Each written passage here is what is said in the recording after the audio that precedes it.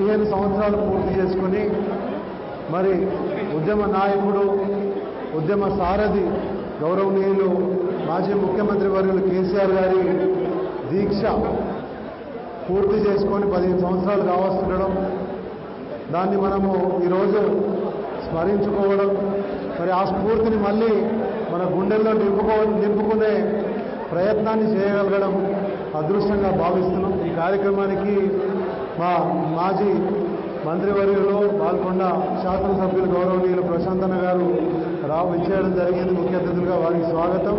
అదేవిధంగా జిల్లా అధ్యక్షులు జీవనన్న గారికి, మా గణేష్ అన్న గారు నిజామాబాద్ అర్బన్ శాసనసభ్యులు మాజీ శాసనసభ్యులు గణేష్ గుప్తా అన్న గారికి, మా షకీల్ అన్న గారి శ్రీమతి ఆయిషా ఫాతిమా అక్క గారికి, గౌరవనీయులు పెద్దలు పార్టీ రాష్ట్ర జనరల్ సెక్రటరీ బీజీ గౌడ్ గారికి, అదేవిధంగా మాజీ జిల్లా పరిషత్ చైర్మన్ గౌరవనీయులు దాదన్న గారి విఠలరావు గారికి, మా తోటి శాసన సభ పరిధిలో ఉన్నటువంటి మాజీ జెడ్పీటీసీలు, మాజీ ఎంపీపీలు, ఉద్యమకారులు, మరి అదేవిధంగా మాజీ మేయర్ శ్రీమతి దండు నీతు కిరణ్ గారికి, మరి ఇక్కడ దీక్షలో ఈరోజు మాతో పాటు కూర్చున్న సోదరులు సోదరిమణులకు, మైనార్టీ సోదరులకు, నవీద్ ఇక్బాల్ అన్న గారికి, మా అందరికీ మాజీ డీసీఎంఎస్ చైర్మన్ సాల్వార్ మోహన్ గారికి, మరి వివిధ నియోజకవర్గాల నుంచి ఇక్కడ విచ్చేసినటువంటి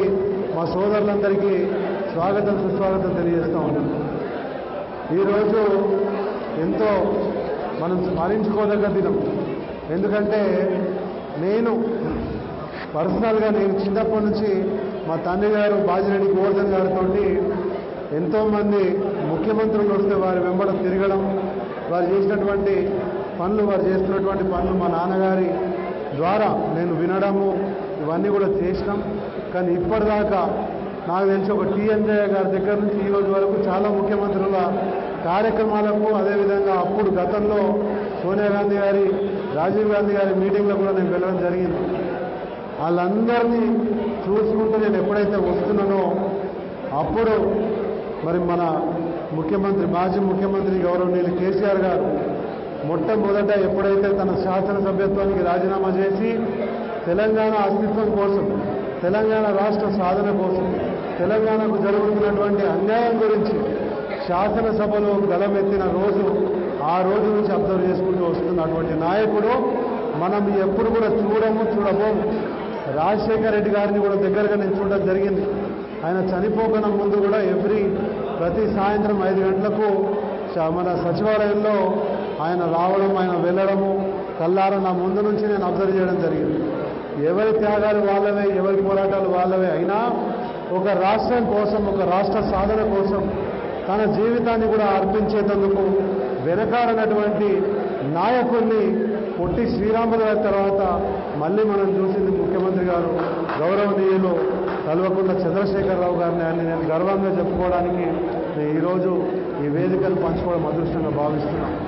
మరి పార్టీ ఇచ్చిన అవకాశం ద్వారా నేను కూడా ఒక జెడ్పీటీసీగా గెలిచిన, నా కల్లారా చాలామంది ఉద్యమకారుల పోరాట స్ఫూర్తిని కల్లారా చూసిన, మా దర్పల్లి జెడ్పీటీసీగా పనిచేస్తున్నప్పుడు మా ఎంపీపీ గారు కానీ, గతంలో పనిచేసిన సుమనారెడ్డి గారు కానీ, మరి ఇతర ఉద్యమకారులు ఇక్కడికి వచ్చి ఎస్పీ లింగం గారు, షుజావుద్దీన్ గారు ఇప్పుడు లేరు, ఆయన మన మధ్యలో లేరు.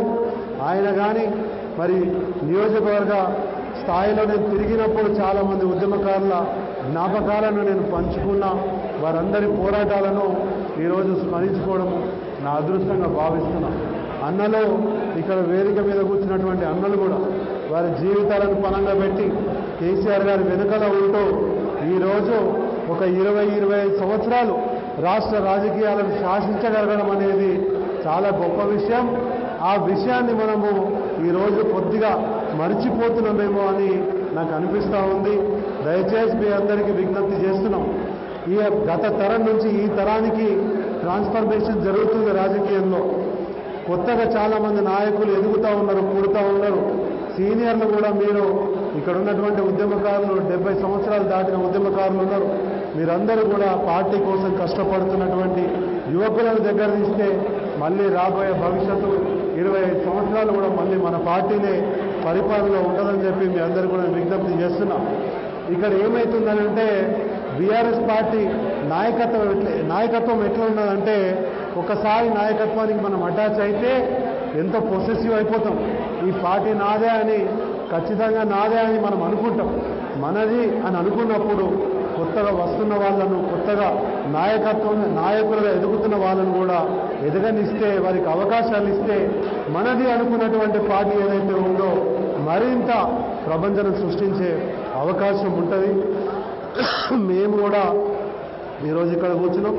గతంలో వైఎస్ఆర్ కాంగ్రెస్ పార్టీలో మేము ఉన్నప్పుడు మేము కూడా భీమ్గల్లో కానీ, ఆర్మూర్లో కానీ, నిజామాబాద్ రూరల్ డిచ్పల్లిలో కానీ, బాన్స్వాడలో కానీ ఎక్కడెక్కడైతే రిలే నిరాహార దీక్షలు జరుగుతుండేనో నేను కానీ మా బాజిరెడ్డి గోవర్ధన్ గారు కానీ మేము కూడా వేదికలు పంచుకోవడం జరిగింది. ఇది అదృష్టం, మామూలు అదృష్టం కాదు. నేను చెప్పిన ఈ పార్టీలో టికెట్ ఇచ్చే ముందు బాజిరెడ్డి గోవర్ధన్ గారు మా నాన్నగారి వేదిక సాక్షిగా నన్ను పేరు పెట్టి పిలవాలి కాబట్టి ఒకసారి నన్ను ఈ పార్టీలోకి మేము రాకన ముందు మా నాన్నగారు అడగడం జరిగింది.